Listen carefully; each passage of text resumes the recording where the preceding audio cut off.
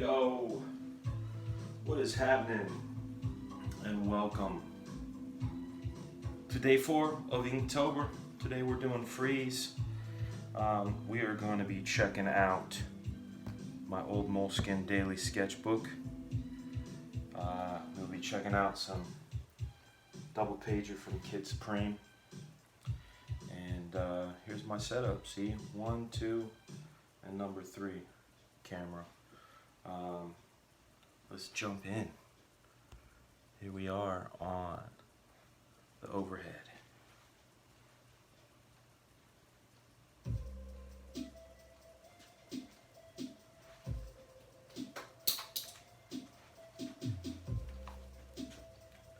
Thank you so much for joining.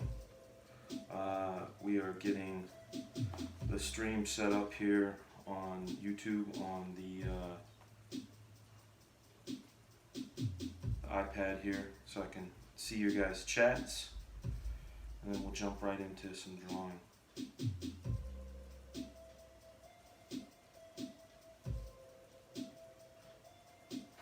Here we are. I sees it. We got 4 champions here. Thank you for joining. Hop into the captain's chair here. Starting a little later today than we usually do. Usually we are starting at 9 p.m., but it's Friday night. It's the last day of my kids' vacation. So we thought we would take them to the county fair for a couple hours. And that's what we did.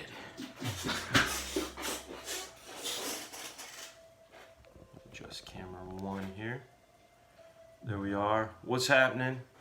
You're getting some crazy shadows from this camera here. That'll be gone shortly. But to the 6 of you that are here, and my 2 favorite Mikes, Michael Milton and Michael Green. And what up, Chauncey? Thanks for joining again. Star-Lord, yo, what's up, man? What up, Delane Morris and Blast Shield? It's good to have you guys here. Say what's up to each other if you get a chance. Today's day, word of today is freeze. You know, I've been thinking about it, and there's all kinds of different things that we could do. We could do brain freeze, a cop saying freeze, Mr. Freeze, someone frozen out in the tundra, someone frozen on a planet, an astronaut, a frozen robot, tons of things. A lot of things come to mind when you ideate them. So today's one of those days where I have no idea what I'm going to draw. Maybe draw something fun. And today is also brought to you by Jim Beam. Hello, Jim Beam. While we're waiting to get started, I'm gonna wait until wait, Morris, is it Daniel Morris? I can't tell. Your icon almost looks like it. All right, so what I'm gonna do, as we're at 10 right now, as soon as we get to 12 people, I'm gonna call it 12 people, I'll start the drawing. But what I thought would be really fun for you guys is the idea of seeing my Moleskine sketchbook. I posted them on my Instagram because back when I originally posted these, I had a couple of followers, and now I have a few more, and they've never seen them before, so I have some repeated content. But as you can see, this is the scale of the book, smaller than my hand. First person I saw do this is a very, very immensely talented gentleman by the name of Kenneth Rockefort. And he was doing these, and I saw the book that he had, and I said, what is that book? As I often get asked, what is this book? Where can I get one? And sadly, Moleskine stopped making these in 2016, and which is a big bummer as far as I'm concerned. And hopefully you could see the ice pack on my back. Big Daddy Frege got a bit of spasms in the back. That's what happens when you hunch over a desk. So I've got a few solutions that can remedy this daily sketchbook. One is having one made, like a Couch Doodles daily sketchbook. And then the other one is to buy some other solutions. So I found something called a 365 journal on Amazon. It doesn't have the exact dates, like it won't give you, August 3rd or October 4th, like today's date. And oh, speaking of October 4th, another one of my favorite Michaels, my best friend from back in the day, junior high, high school, drawing buddies, drew comics together. Michael Gomez, happy birthday to you, buddy. Anyhow, one of my wife's best friends, this really cool gal named Carrie, for my birthday, gave me this. It's called 642 Tiny Things to Draw. And it's kind of like Inktober in that it's got prompts: a deflated balloon, a neuron, a ball bearing, a wart, the high E string on a guitar, a one-word message in a bottle, that sort of thing, right? So, what up, Matt Yackey? You guys, Matt Yackey, I don't know if you guys saw yesterday, the He-Man poster that I had shown you guys. Those Master Colors were done by Matt Yackey. He's also coloring the He-Man book, so give him a follow, give him some love, some dap. But later, after Inktober is done, I was thinking about continuing some of the streams with this one and just kind of doing stop, okay, that one. A carbon atom. I have no idea what it looks like, but in my mind, I can imagine some things. So this is another solution, right? We're up to 13 people. Does that mean I gotta skip this until I start? I'll give you guys a little peek, all right? So let me make sure you can't see the phone numbers in there because there's some phone numbers. I remember day one, I was actually kind of nervous. I didn't really know what I was gonna do. So I did a space person. Day two, I did another space person. Day three, I thought, hey man, I'm gonna try some color. So I threw some colored pencils in there. Same thing with day four. Day five, little bug, and then day six, I thought I'd throw some Captain EO in there. Did some watercolor, but what I noticed about the paper is that the paper did not like watercolor. So I tried to avoid it. You could see I brought it back again with some Michael Jackson and some space themes and Bruce Thriller Lee and Gizmo Kaka, but they're not that bright and vibrant, right? Even though, like, I've got some of these. This is one of my favorites. That's my daughter's favorite because it's a pun on a pun. Elton John on the John singing Shatterday. I just thought that was lovely. Shatterday, Shatterday. But I'm gonna fast forward. There's a point in this book where the color got intense and vibrant and stayed on the paper in a great way, and that was because I was studying Kenneth Rockefeller's feed, and I noticed in the background that he was using Schmincke watercolors, and I looked them up to see exactly what made the difference, and the biggest difference is that they use honey instead of cornstarch as a binder, and the honey tends to stay on the paper and dry where the cornstarch tended to absorb into the paper. So this is one of those cases where what tool I was using and what art supply I was using actually made a difference. A lot of times I say it doesn't make a difference as long as you can get a good result out of it, you know? Look at that craziness. Isn't that nuts? The music you're listening to are all beats that I made myself so I could have some background. Remember Tuna, the dog, Fiefin? This was almost like a journal of sorts, like what was going on that day. And the month of July, my buddy, Professor Ricks, Mr. Aaron Ricks, introduced me to the idea of All Skulls July.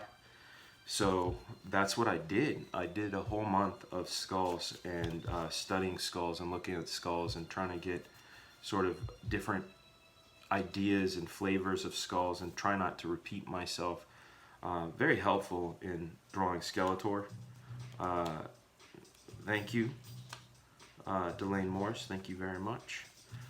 Here's some pencil skulls and Scare Bear, because Scare Bear's care is playing with a little bit of cool versus warm and color.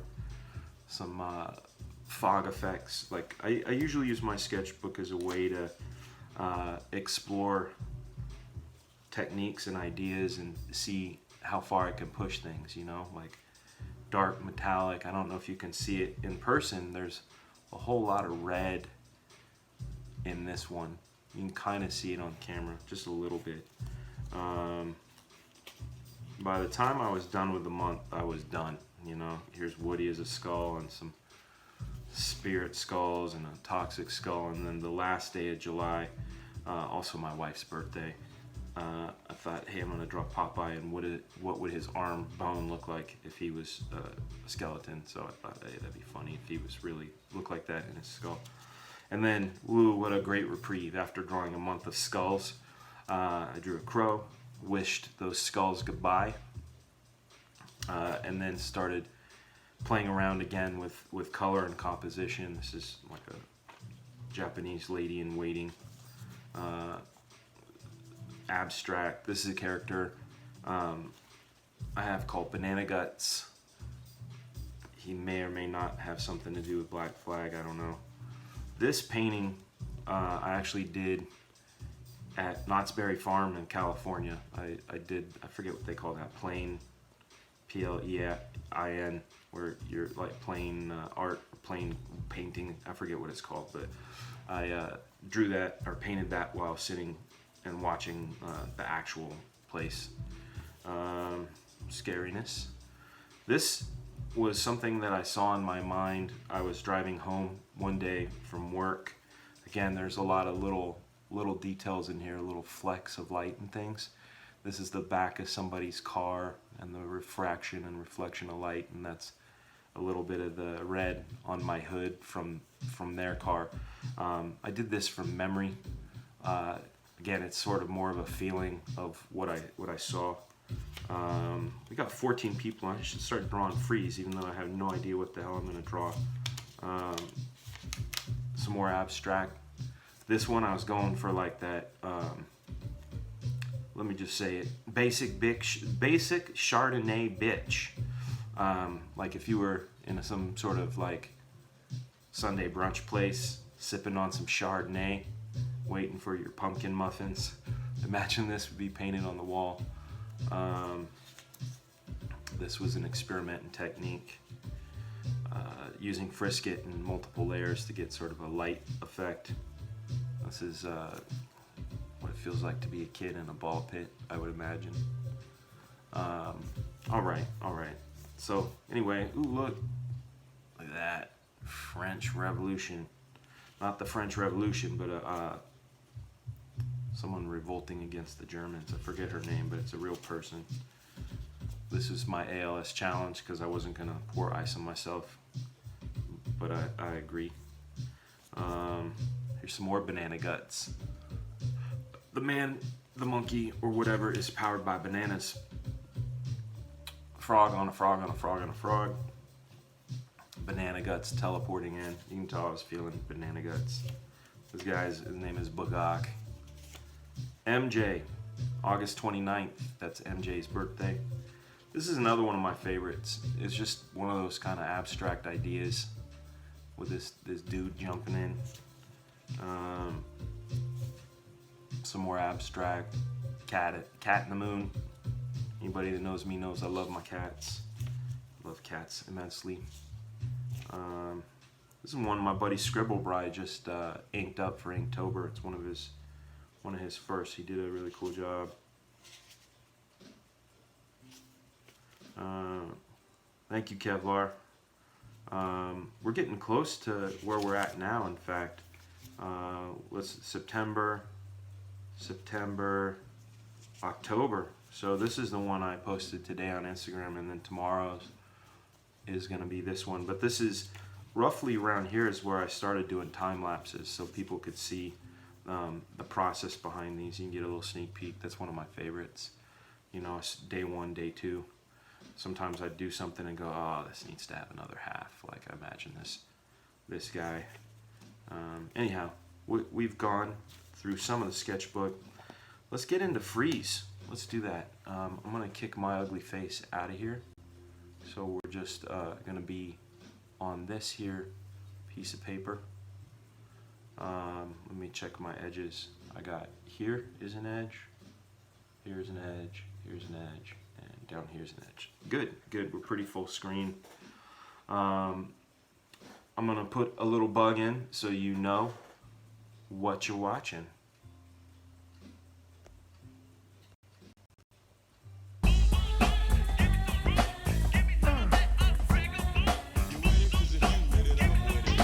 You are watching Couch Doodles live with me. All right, let's jump into this thing. All right, freeze.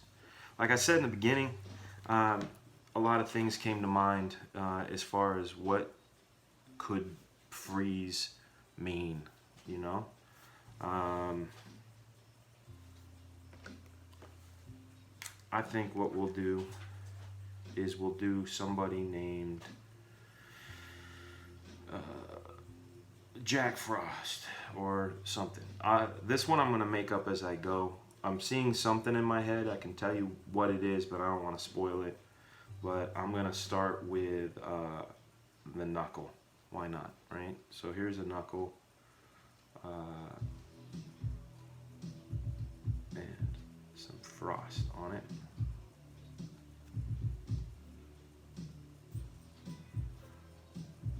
And this will be his index finger. Why not? So I see some icicles kind of hanging like this.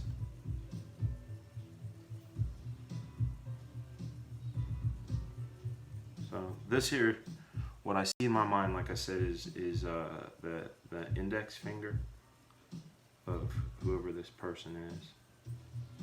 There's the fingernail.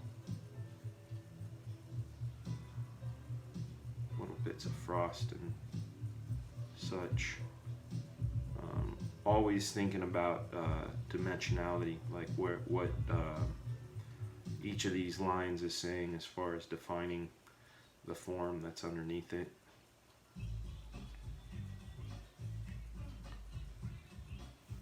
If you guys have a drink, take a sip.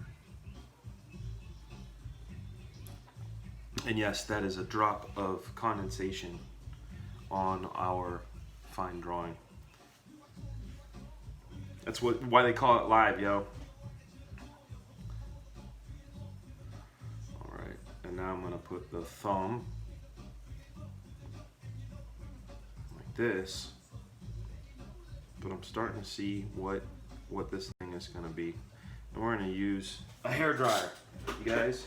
That's one of my secret weapons that I have right next to my desk, especially in humid Georgia days.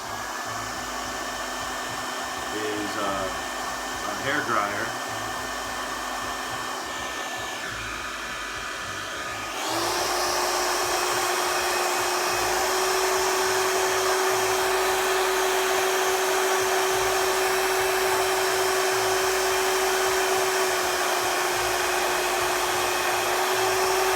I think that'll do the trick. Sorry about the wrinkles, but it's gonna be what it's gonna be. We can remember this one as the wrinkle one. All right.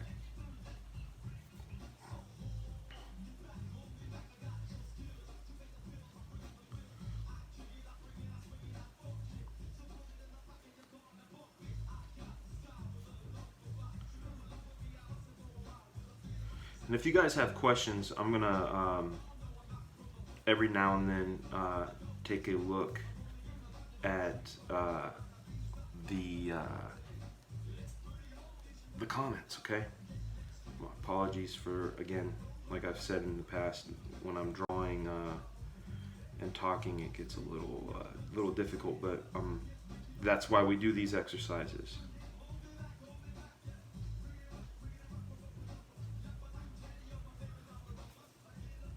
that, yeah, that is the bottom. All right, cool.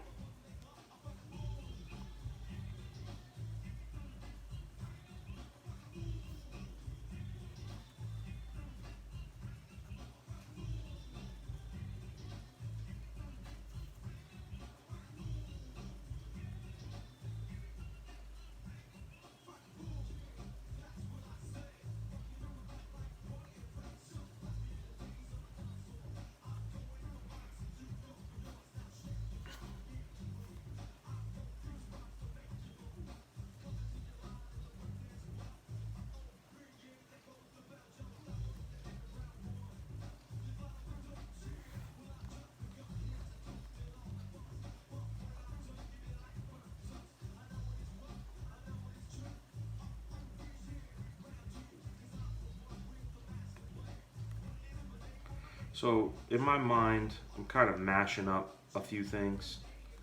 So the idea of a frozen flower, frozen rose. Um,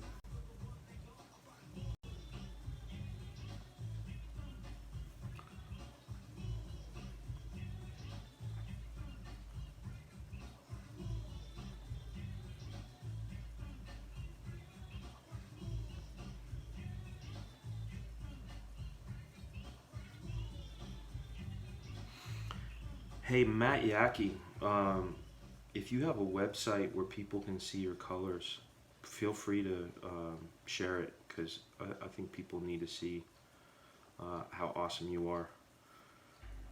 Please, if you got it, post it.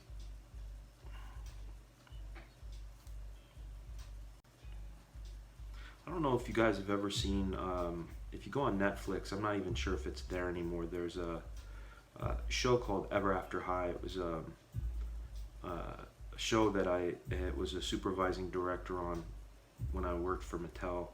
It's a cool kids show for little girls, and it was kind of like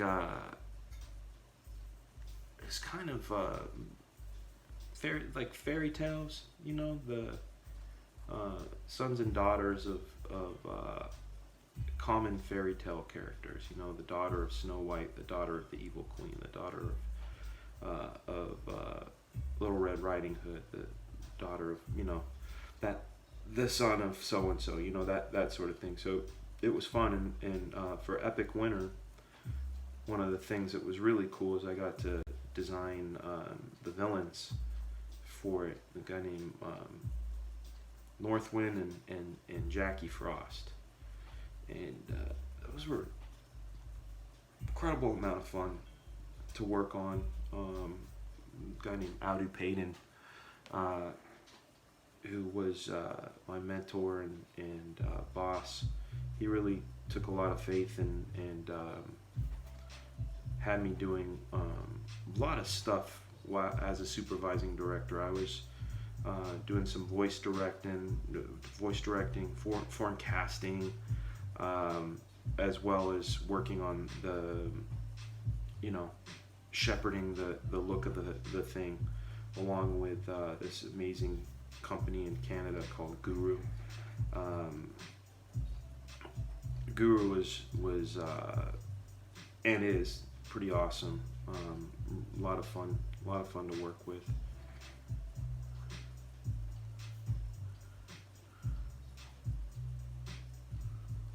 What work do I most enjoy doing? The work I most enjoy doing is what I'm doing right now. These live sessions are a whole lot of fun, and I mean, I like being challenged. While I'm being challenged, it's the worst fucking thing on the planet. Pardon my French, but while I'm being challenged, I hate it. But it's kind of like exercise, you know. It's like after you've run like 3 miles or something, and you know you didn't want to do it, and you ran the 3 miles, and you're like, man, I feel amazing. That's how I feel about challenges. So while I'm doing them, I'm like definitely hating them. But then like some things that are straight up just like, yo, this is just too much fun, and it's dope out the gate. Nice play on words, Delane. Is it Delane or is it Delaney? Like, is it a long E or is it stop at lane? I hate mispronouncing stuff because I have a name that gets mispronounced quite often. Though I was at the doctor's office the other day, and the person that called my name said it right out the gate, and I was like, yo, nobody, no teacher, nobody that is first time meeting me has ever said it correctly. Which, you know, anyway, that's sort of why I try to find out how to say things right, you know. Okay, so here's some of this. Let's see, that's the top right there.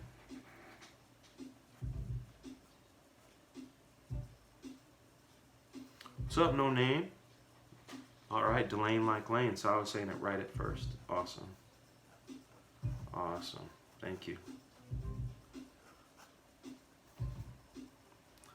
Okay, that is the top of the screen right there. All right.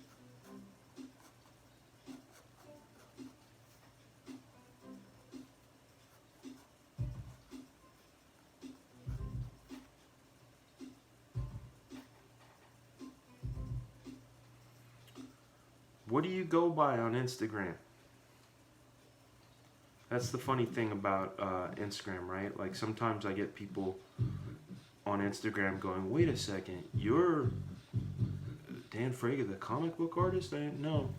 Like, yeah, same dude. I'm like, holy shit, I've been following you for, you know, a year now and had no idea. Yeah. But, you know, that's the cool thing about the screen username, you know, stuff. Is you can have that name that people know more than your actual name.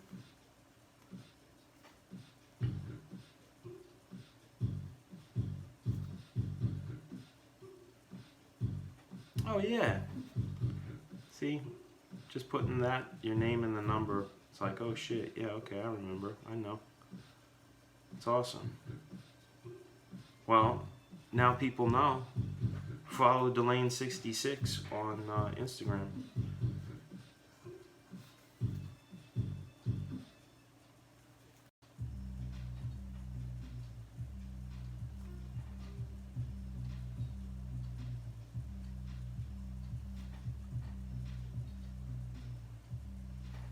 Now, question for those of you who have joined. This is like, I've seen some of you guys here every night.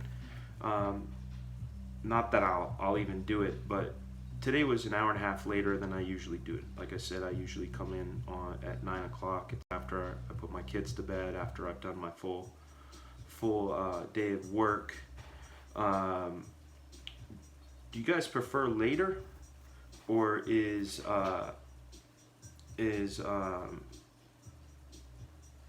yo, what up, Phantom Hero? Solo Man, Cuber Extreme. This dude right here, Phantom Hero, that is my main dude, nephew. Puts me to shame at the Rubik's Cube. I thought I was good with my measly 79 seconds. And what are you doing it? Like, I saw your mom posted something where it was like, I don't know, crazy, like 13 seconds. I don't remember. It was something, but I was like, yo, I'm not putting the Rubik's Cube down, but I'm not bringing mine around you. That's all I'm saying. You shamed your uncle hard. Yee.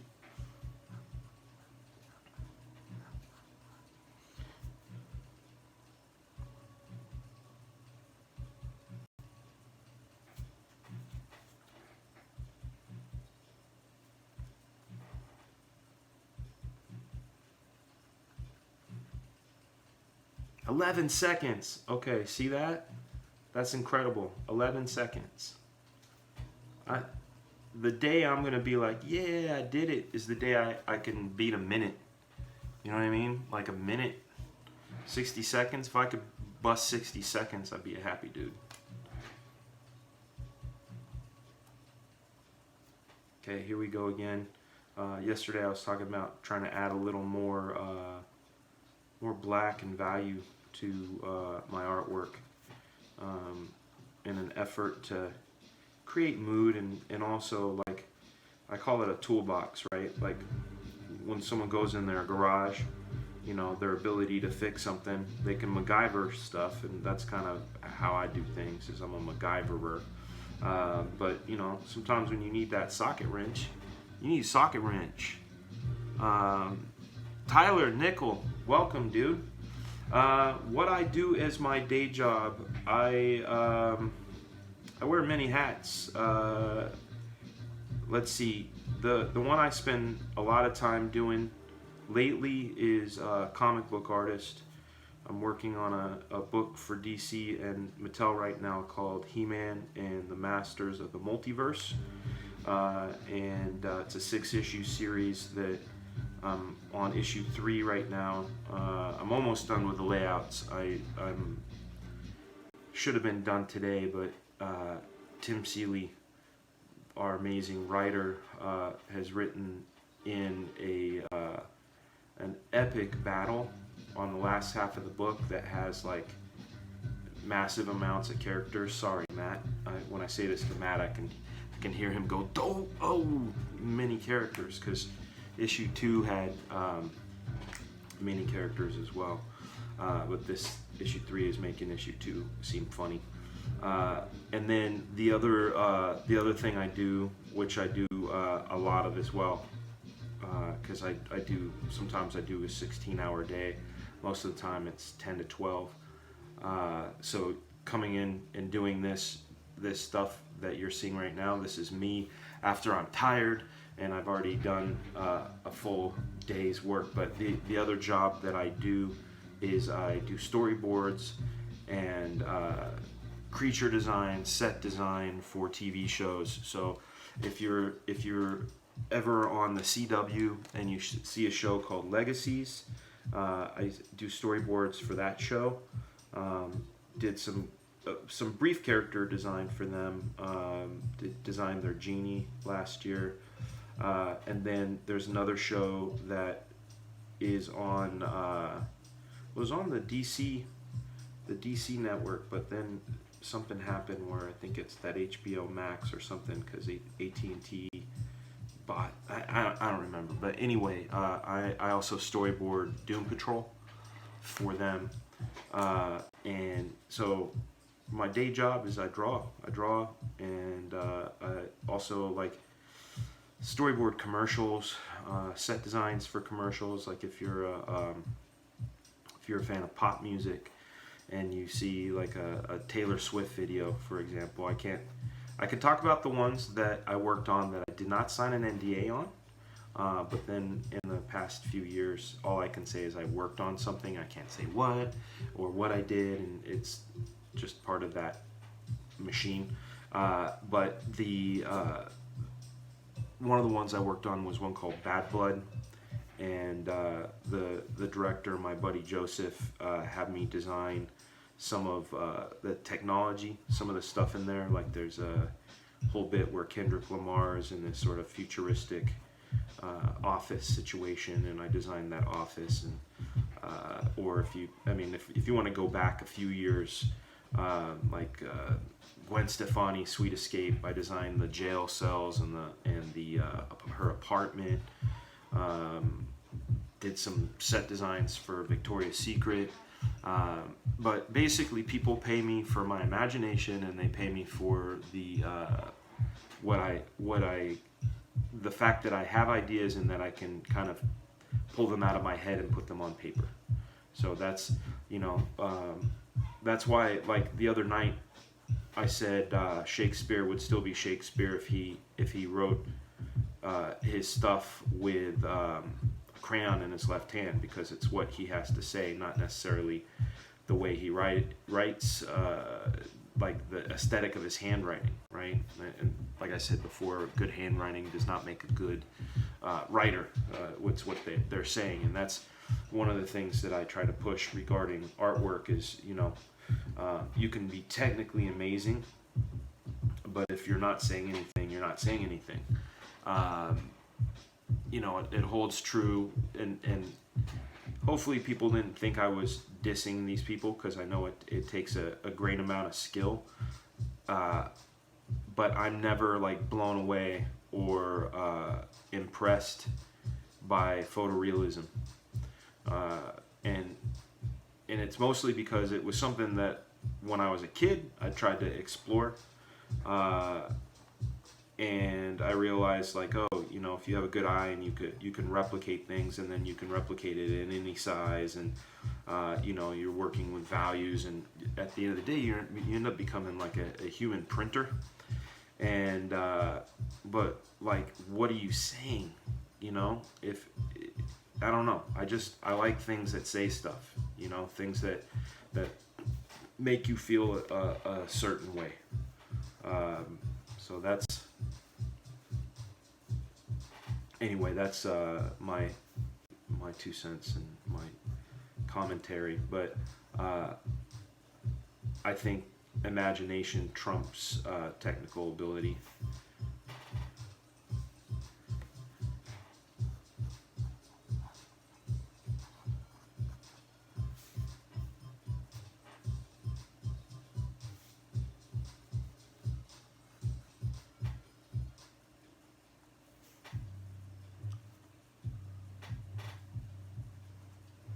Putting a beanie on this guy. I know the camera's cutting off a big portion of it. Sorry about that.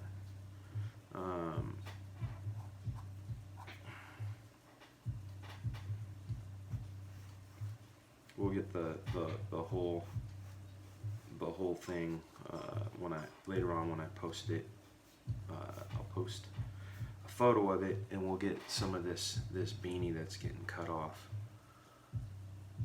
Yeah, realism can be boring for sure. I mean, there's some people that do it in a way where they're doing fun ideas, and there's a bit of I don't know if it's commentary or satire or what, but there's something to it, you know. But if I ever see some freaking biting lips, you know, someone biting their lip with, you know, diamonds encrusted on them, or a close up of an eye with like super reflections, I'm like, yo, like I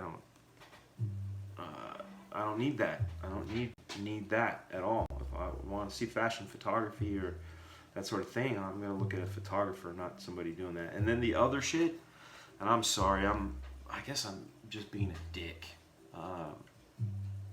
The other shit, and people tag me in it all the time, is like when someone does like they start off and it's like a couple splashes of paint, and then they do a couple more splashes, and you know, and they're playing some music in the background, and then they flip it over and it's a portrait of Bruce Lee. Oh my god. The thing is like, that's cool and all. Or like the guy who did Hi, My Name Is, the Eminem sticker thing. Those are all parlor tricks as far as I'm concerned. Like I like the idea in it. Okay, so let me rewind and say, hey, really cool performance idea. But all you got to do is do it a few times and rehearse it. Like that Eminem thing, you put all the things out, you paint it, you then take them apart and you look at the pieces, and then you paint those on a roll. You draw them on a roll as you're looking at them, so you know exactly what you need. Or it's like the Rubik's Cube people, where they make a painting out of a Rubik's Cube. Well, there are apps that you can do that, and all you have to do is do it one for one. Or people that go, hey, you know, here's a couple of abstract shapes, and they take a Photoshop filter and then they just copy what the filter did. Those are things that do not blow me away.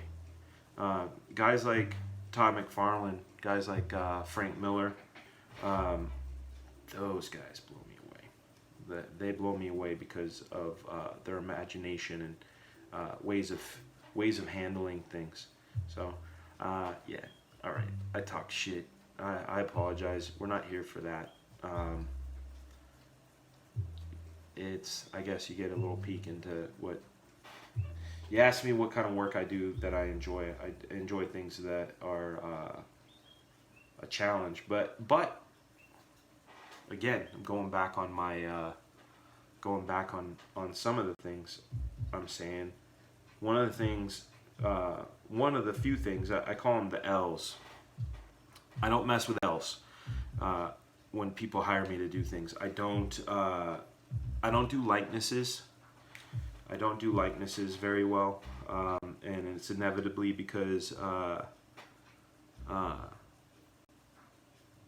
people always say that doesn't look like me, and there's been times where I've been on the 5th version and said, fuck it, I'm just going to trace a photo, and still got them to say, this doesn't look like me. And like, my nose is too big. And then I go, well, actually, check this out. And whatever. Phantom Hero, do I like Alex Ross?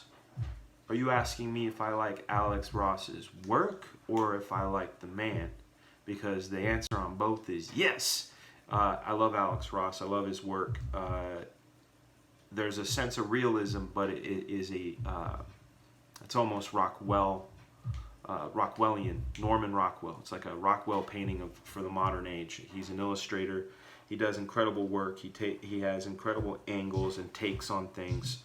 In fact, he painted a cover for me about way before you were born. This is the year 2000, and that reference will fall off on anybody that is young. But in the year 2000, Alex Ross did a painting for me for the cover of Gear Station #1, which also happens to be a book Mr. Yaki painted. You are a painter of hues and colors with the digital methods. Yeah, Alex is incredible. He is the master.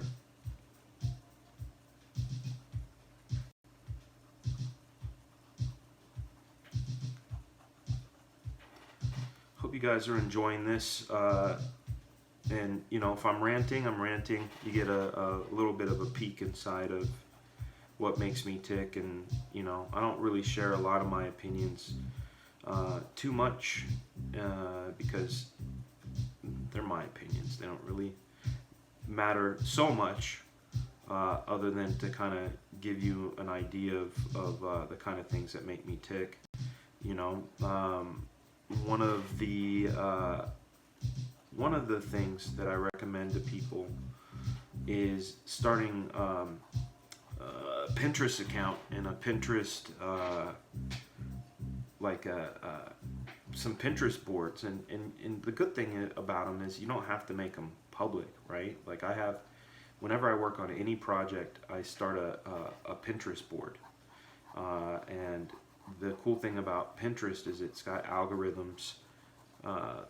Hey Solomon, thanks for joining, dude. It's good to see you. Say hi to your mom and dad for me. Hugs and love. Say hi to your sister and Lily Bell and Harrison. They say hello. All right, buddy. I recommend starting a Pinterest board because the really cool thing about it is that you'll find things you didn't know you'd be into. You know, I looked up.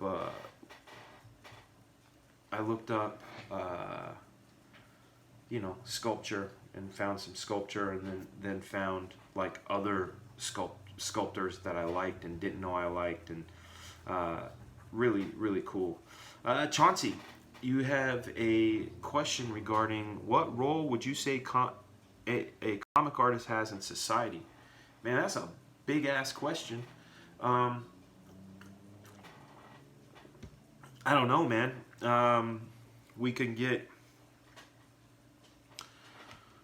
get to Kyle. What up, dude? I miss you, man. Thank you again for your awesome fantasy book and the drawing. You did a rascal in it. It was excellent. I am drinking and drawing. I'm going to wipe the bottom off of this so we don't drip on the drawing again. I'm having myself a whiskey and drawing freeze. So a cartoon, you're saying a comic artist? Can I say, can we just say cartoonist, or does it have to be comic books, or can it be cartoonist? Because I feel like someone like Bill Watterson had a major impact on society, and it kind of held up a mirror to us and our childhood. And same thing with Schultz on Peanuts. Really good comics, like Dark Knight and Watchmen. Those have social commentary. I am of the mind that comics can be elevated to literature. I can say that there are some comics that I've actually read that made me cry. There, believe it or not, a McFarlane comic made me cry. In fact, let me see if I can find it, and I'll show it to you guys. Oh yeah, here it is. This comic right here. This comic made me cry when I was a kid. Like legit, like tears, and just could not fathom these kind of emotions coming out of I think it was 14 when this came out. It was 87. Let's see, 87, March of 88. So yeah, I was 14 when this book came out. But they're I don't know, man. A role in society, that's heavy, man. That's heavy. That's good. Trying to ask questions bigger than what pen is that? No, that's great, man. I appreciate good questions. The one thing I'm not. See, I'm filled with I don't know if I want to call them conflicting statements. Like I believe that comics are for entertainment, but they also are there to teach us and be social commentary. And you look at books like Smile, or books like Mouse, or Contract with God by Will Eisner, and you go, hey, comics can really tell us about ourselves and be more than just staples and paper and entertainment. That said, I'm a huge fan of being entertained by comics. I like that thrill. So I don't know, man. I don't know. I think we have a responsibility to not promote bad ideas, hate, racism, bigotry, that sort of thing. But also, I'm of the mind that I don't know. This is something that I don't know, could possibly get me into hot water, just because of the interpretation of it. I love diversity in comics. I'm a big fan of the fact that there should be a comic for everything, for everyone. I'm a big fan of Japanese comics, mangas. Bought a lot in my time. Blade of the Immortal, Eat Man, Akira. Anybody that knows me, I mean, Matt's known me a long time. I collect a lot of manga, and the thing that I always thought was really kind of cool when I would go there is there would be books on, like, there's something called Dunk, right? And what that is it's just like a whole manga about basketball, right? You go, holy smokes, a book that is just about basketball. That's freaking dope, especially if you like basketball, right? They have books that are just about cooking, right? That's kind of cool, like a manga about cooking and the drama, and it's almost like a manga version of a cooking show, right? Here's where I get a little opinionated, and this is where I can get myself into hot water, because people want to jump on shit and say you're a hater or you're a bigot or you're whatever. They want to label someone in this cancel culture that we have. And here I go. Let's say I love Dragon Ball, right? Dragon Ball is super popular. There's a lot of people that like it, and you know we love Gohan, Goku, Master Yoshi, and you know Vegeta, Castle, all the things we like about Dragon Ball. Now, let's say there was a people that made the cooking comic, which has an audience and needs to be out, but they say, hey, there's not enough cooking comics in the mainstream. Dragon Ball is very popular. We need to have cooking in Dragon Ball. And suddenly Goku's not fighting Frieza or Vegeta anymore, but he's cooking and having cooking competitions now. And there's no more fighting. And the people that are writing the fighting, the Dragon Ball books came from cooking books. And the people that were drawing Dragon Ball before aren't, because they're not, you know, they're usually drawing fighting. And people go, wait a second, Dragon Ball is not a fucking cooking show. I don't want to see him make souffles. I want to see him fight. And then you say something like that, and they go, oh my God, you're a hater. You hate cooking shows. And any fan of cooking shows comes and says what a piece of shit you are because you don't like cooking shows and you're anti-cooking and, you know, all this. And all you're saying is, hey, I miss when Dragon Ball was, you know, about fighting. No knock against cooking. In fact, I got a couple cooking show books myself. But just this sort of idea that like things should be taken over and anybody that doesn't like it is insensitive and all that, and you know, this cancel culture of like, oh, how dare you say you don't like books about cooking? Like, no one ever said that. They just, you know. Anyway, you guys get what I'm saying. Metaphors and all, but I love good story, no matter what. I like new takes on things, but I don't like new takes on things at the cost of what they were before. You know, there's a reason why Dragon Ball has a fan base like it had.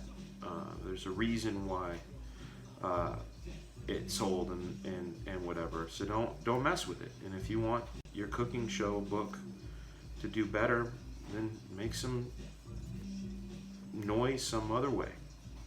You don't have to hijack Dragon Ball.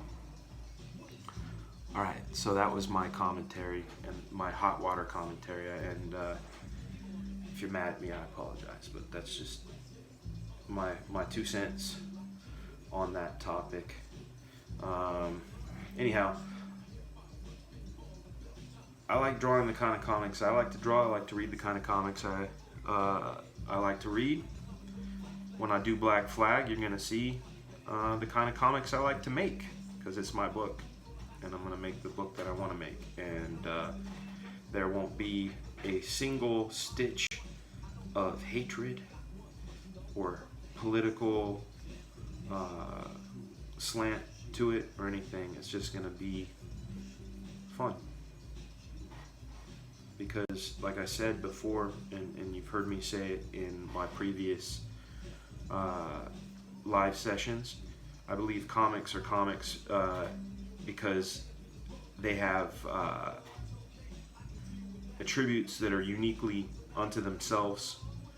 You know, sound effects, exaggeration, and, you know, extra tears and rips. You know, I talk about that all the time. All right, so here, guys, this is my my version of Freeze. I think I'm gonna call it a wrap on this one. I hope you liked it.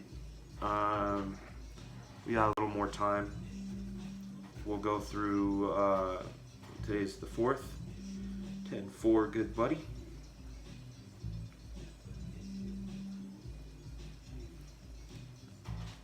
All right, so let us jump into some fun stuff.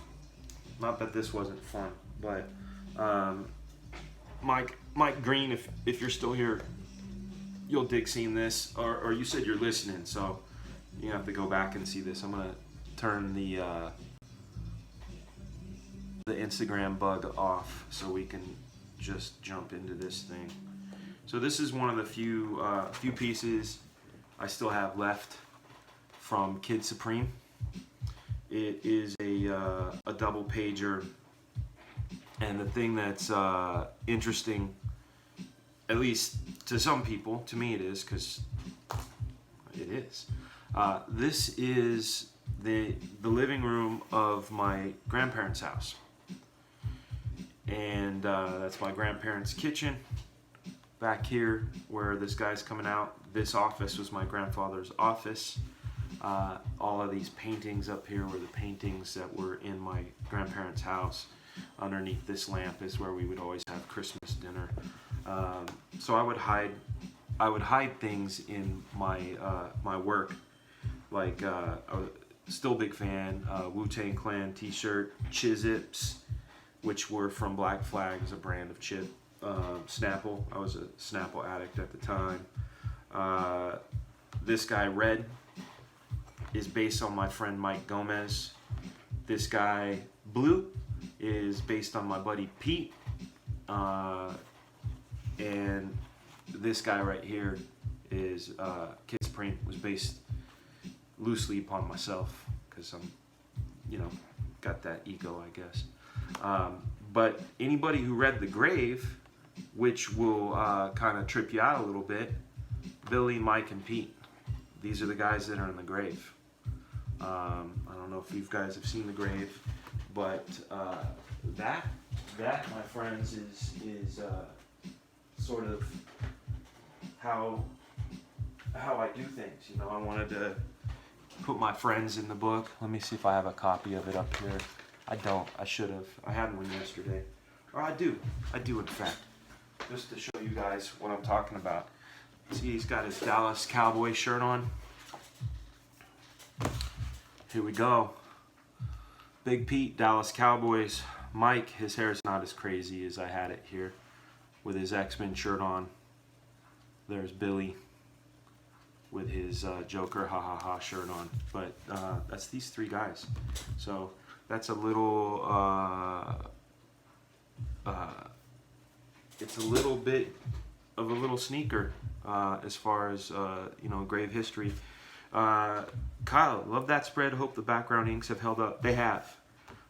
They have. These were actually inked with nib, and get close. You can see that everything's still crispy and clean.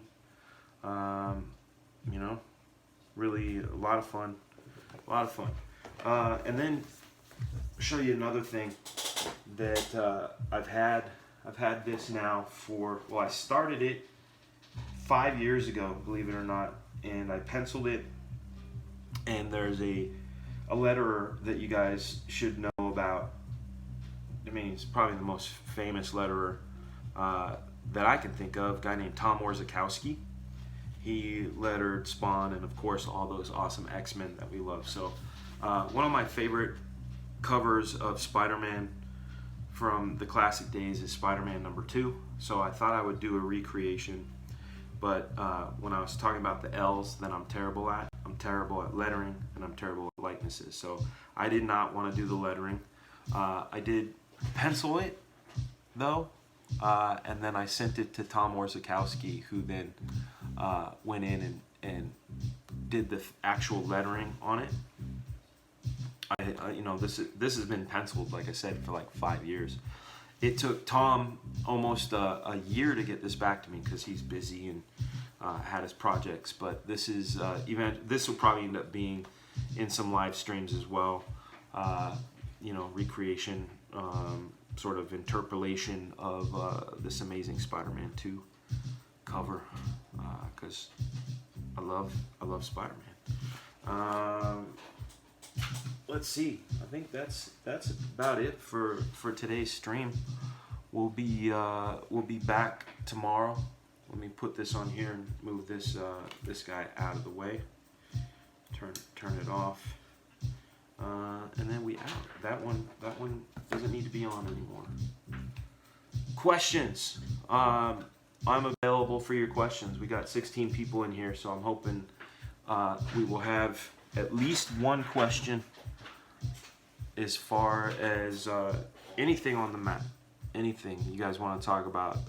Tools of the trade, books to read, comics, stories, anything like that, I am more than happy to answer. So because I try to go a little over an hour. We're at an hour and a minute right now, and a lot of you guys have been here for the whole thing, so I love it.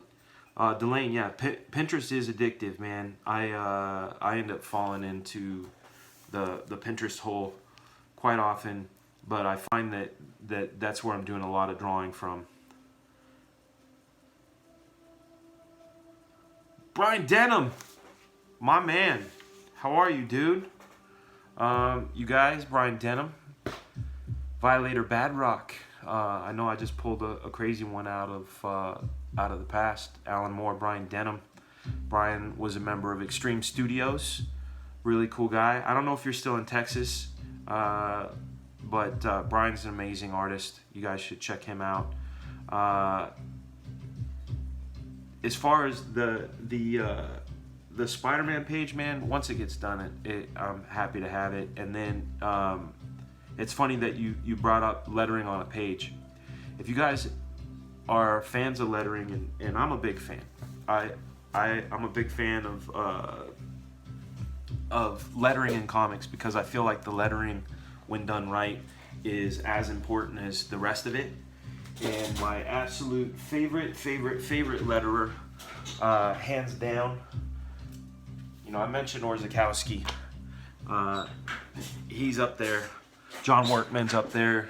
Chris Eliopoulos is up there. He did Dragon. But, like, my guy, the guy that I love, is a guy named Ken Brusnak, right? And Ken used to letter Punisher back in the day. I mean, come on. Just stunning stuff. But what really got me is his work over Howard Chaykin on American Flag. The lettering is as much a character as the illustrations. It all goes together like a tasty soup. And he's going to be lettering Black Flag on the board. So I'm going to be drawing them digitally, printing them out, sending them over to Ken, or driving them to Ken because he's a Georgia guy. He letters them up, and then we send them down to Adelso to get inked. Brian, how are you, man? Welcome. Do I offer critiques? Yes. In fact, if you are okay with your stuff being critiqued in a public live forum, I will be completely and brutally honest with you. But here's the good part.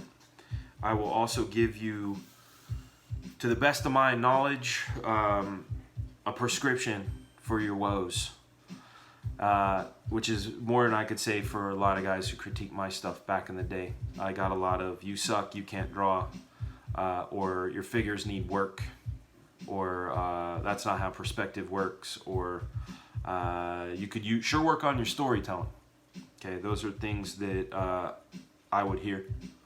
And you go, okay, yeah, I gotta work on my storytelling. And then you go, how? I gotta work on my figures. Like, okay, yeah, I could work on my figures, but what does that mean? Like if a physical trainer said, hey man, you need to strengthen your shoulders and back, and you don't know anything about, like, oh, this is how your muscles work. You don't know that you gotta go do pull-ups and, incline press and shoulder presses and shit like that. So what I'm gonna do is I'm gonna say, hey, you need to work on your figures. Your proportions are decent, but you need to be mindful about the twist and this and that. And I'll go check out George Bridgman, this, and avoid this and that sort of thing. So gladly. So please feel free. I'd say the best way to get me to see your work is to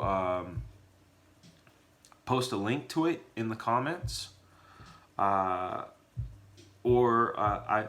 I would give out my email, but I don't have like a YouTube exclusive email yet, and my regular email is filled with work stuff, and I just don't want to get it crazy. So if you can drop either DM me on Instagram on Couch Doodles, that's a good way to do it. Just put it in the comments here, and a link to it. And what I'll be able to do is I'll be able to pull it up on an iPad and have a camera on it and go through it for you. Let's see here. Brian, I'm excited for the He-Man. It's awesome. Thank you for being excited for it. Like I said, I had somebody online say it was Tom Ryder. He used to work at Extreme. I think he worked as an editor and did some stuff in lettering, but he's like, don't hack it out, don't this, don't that.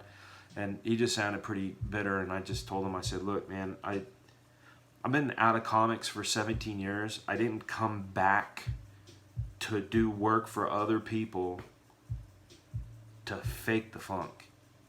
You know what I mean? Like, I came back to say, guess what? I've been gone, but I didn't stop. And hopefully you'll enjoy what I do. So your excitement is equaled by my own, because every day, some days are harder than others, but I don't, there's no half-ass page, and Matt Yaki will vouch for that. He's coloring them right now, and I had to apologize to him a few times, like, sorry about page 4. I know there's 17 characters on that page, and they're all different, and here's whatever, but no funk faked. Let's see. I love hand lettering right on the page. Kevlar, yes. And I have a few pages. I have some Eric Larson originals from Punisher, inked by Scott Williams, and the lettering is there on the board, and it's just, yeah, I just love it. Brian, let's see, you said, I got you your first work in comics, and you were forever indebted. Sir, you did the work. All I did is say, this work is good, and I showed it to Rob with my recommendation. You did the work, man, so I was the messenger. My honor to be the messenger for you, and your gratitude is appreciated, but at the end of the day, man, it's you. Let's see, how would you approach getting into comics with all the changes from when you first got in? Whew, yeah, haha. Man, I've talked to some young guys, and I can feel a lot of gratitude for the time in which I got into comics. It was pre-internet. You would go to a convention and show your work to editors, or you would mail this stuff in.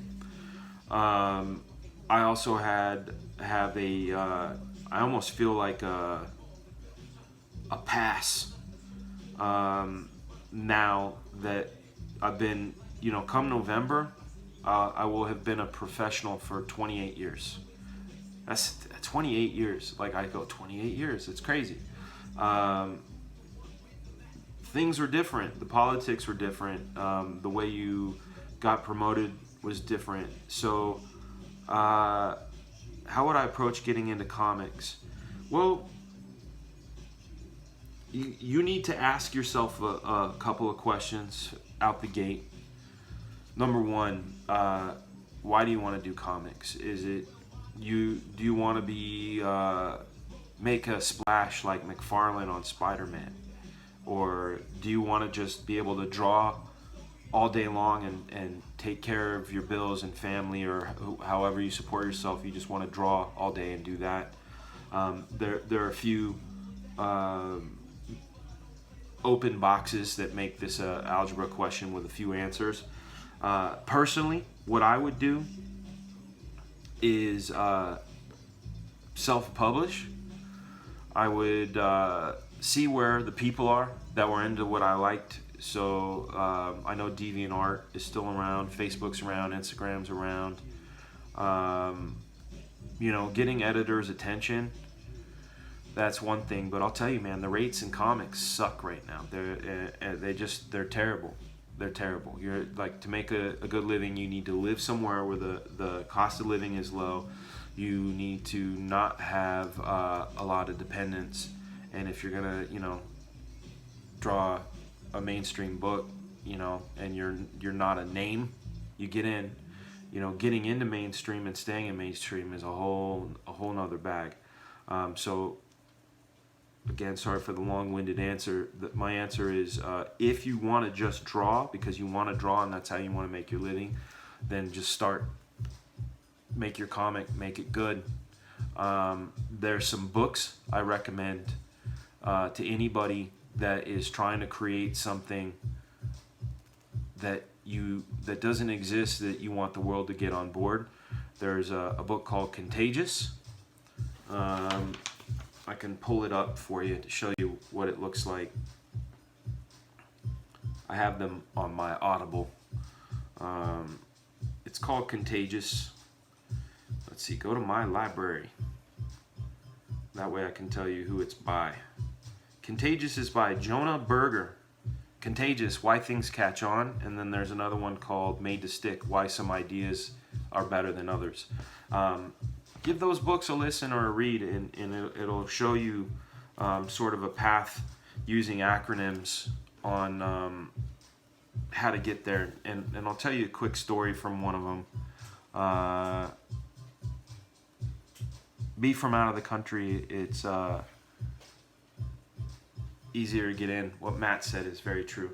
So I'm going to give you a little anecdote that hopefully will translate for comics. So this guy, I don't remember his name, but his main job was to come up with branding and aesthetics for different places. Like he did the W Hotel, the look of their menus, the look of when you walk in the lobby, what the people wore, the looks of the stationery, the rooms, the paintings on the wall. This guy kind of curated the look of the W. And when he was done with that, he said, I want to get into a restaurant business, and I want to have a steakhouse. Okay? And I want to do it in Philadelphia, of all places. So a steakhouse in Philadelphia. You can hit one, flicking a booger. Boom, steakhouse, steakhouse, steakhouse. Okay? Doomed. You would say the guy is doomed. But he had an incredible mindset, and he came up with the $100 cheesesteak sandwich. And he put Wagyu beef and truffle oil and bits of lobster and champagne with gold flakes in it, like the whole nine. And it became a story, a $100 cheesesteak sandwich, and he made it good, right? It became so much of talked about that people would go in and order it as an appetizer and split it between themselves, and then order their thing. It's called Barclay Prime. I think they're still around too. That's the name of the steakhouse. But the guy used triggers of cheesesteaks in Philadelphia to get people peaked because it triggered them, and it was a story, and it had social currency. Hey, did you hear about the thing? Yeah, man, I had it. It's so good. And you go, oh, you had that 100 thing? That's crazy. And suddenly people are talking about it. So he utilized some of the familiarities and things. So taking something familiar and throwing a twist on it is good. There's a principle called Maya, M-A-Y-A. Not the Mayans or the Maya program, but M-A-Y-A. It's a principle that's an acronym of most advanced yet acceptable. So, for example, a lot of things that we have, like an iPhone, if the iPod didn't come out first, the iPhone would have felt funky, but they kind of slowly transition you into this idea of a thing that is advanced that if out the gate they put it in your hands, you wouldn't know what to do with it. But the first version of it had buttons and, you know, that sort of thing. So anyway, if you're gonna do your own thing, those are sort of the things. Will they release any other merchandise for He-Man stuff based on my art, t-shirts, statues, or anything? Mr. Green, I'm not sure, man. I'm there to do the work. My biggest hope and aspiration is that they make a trade out of it. But hopefully, I don't know. I mean, it's an epic story. Tim is gone out of his way to do some good stuff, and I'm doing my best, and Richard Friend is doing his best, and Yaki's doing his best. So hopefully they'll see it and go, yo, this needs to be this or whatever. But I don't know. Getting in, I suggest finding some folks to work with and do the Kickstart thing. Kevlar Bash Shield. Yeah, that's a good suggestion. And there was a guy on yesterday and the day before, Peter Samedi. Hopefully I'm not butchering his name. He has a comic company called Alterna Comics, and I like the guy. He's a really cool guy. Some people had his house swatted. That might be how you know him. I didn't even know about it until after I met the guy and he told me some stories. I'm going to change the color of the lights in my room. Watch this. Let's go red. Matt Yaki red. Ooh, red. Or Tron purple. I like Tron purple. This is where we were. So anyway, he's doing things, right? So one of the things that's tough, and if you follow Eric Larson online, you'll see him talk about like why the price of comics costs so much. And right now the system is kind of broken, and it was broken when it was just newsstands, and then direct market came around in the 70s and kind of saved comics, brought those numbers back. But then with the advent of the internet and other ways of getting your comics, that's how people are getting comics. Or I've been guilty of it. Oh, I'll wait for the trade, right? Oh, I'll just wait for the trade. This is cool. Oh, you don't have issue 2? I'll wait for the trade. So then there's the I'll wait for the trade-itis, which some people kick themselves. Oh man, do you know number 2, man? I've got that thing slabbed at a 9.8 and it's worth $300. I have a couple slab comics because that's how I bought them, but I'm not a slab comic fan. I am a fan of trades. There's also, you know, Comixology, the digital way of getting stuff, but numbers are down. And in order to pay the creators that work on it at least a decent wage, and I'm not even saying it's a good wage, they have to have a cover price that covers the printing, covers the editorial, covers these other things. So I'm finding that number one, I want to continue to have good relationships with my retailers because I owe my entire career to them and the fans, and so I don't ever want to cut them out, and I want to do what I can to get even my crowdfunded books into retail stores. I just need to figure out how that's going to happen. But I really do believe that the future is in almost being like a rock band. You want my merch, you got to come to my show, like that kind of thing, you know. Or when things die down, find me in Spencer's Gifts on the T-shirt rack. But all joking aside, but someone like Peter Samedi, he found a company that does newsprint, and it's a cheaper by volume, and he has a process for coloring that he knows what happens to the colors and ink during the process, so he knows what the end result is going to be, and anyway, he's figured out ways to bring down the margin and sustain a product, and I find that completely admirable. Any other questions? We are at an hour and 19. I'm going to wrap up here pretty soon. As I said in other shows, all of these drawings are going to be either giveaways or for sale on the Couch Doodle site. I got to think of contest ideas, or try to find out one, because like I want you guys to share this stuff. Obviously, I want to grow my channel because, like I said before, and I've said it to Matt, and Matt is a major part of the operation, is I want to be able to create a 1 or 2 major projects a year for you guys and do this show on a regular basis, have guests, do a lot more demonstration tutorials, help out, give some secret sauce sort of things, give you a little bit of a map, a playbook to some pitfalls to avoid, that sort of thing. So contest wise, like really, I just need the word out there. I'm also keeping tabs on you guys too, like the people that have shown up for every one of my streams. There's a few of you guys that have. So the idea is that I'm writing your names down and you guys probably end up with some shit. Anyhow,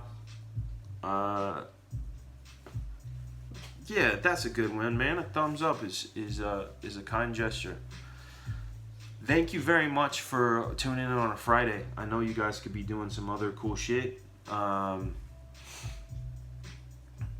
Also, I gotta say thank you again to Kyle Roberts. Like back in the day, I think this is like 2016 or 2017, he gave me this Copic marker case, which has never seen a Copic ever, but it does hold all of my nibs and my ink kit. So it's that's what I do. I hack shit. Like this ink rag, it used to be white and now it's looks like a Dalmatian's hide. This is a Kleenex, or not a Kleenex, a handkerchief from Christmas time that my mother-in-law bought me a pack of handkerchiefs, and I turned them into ink rags.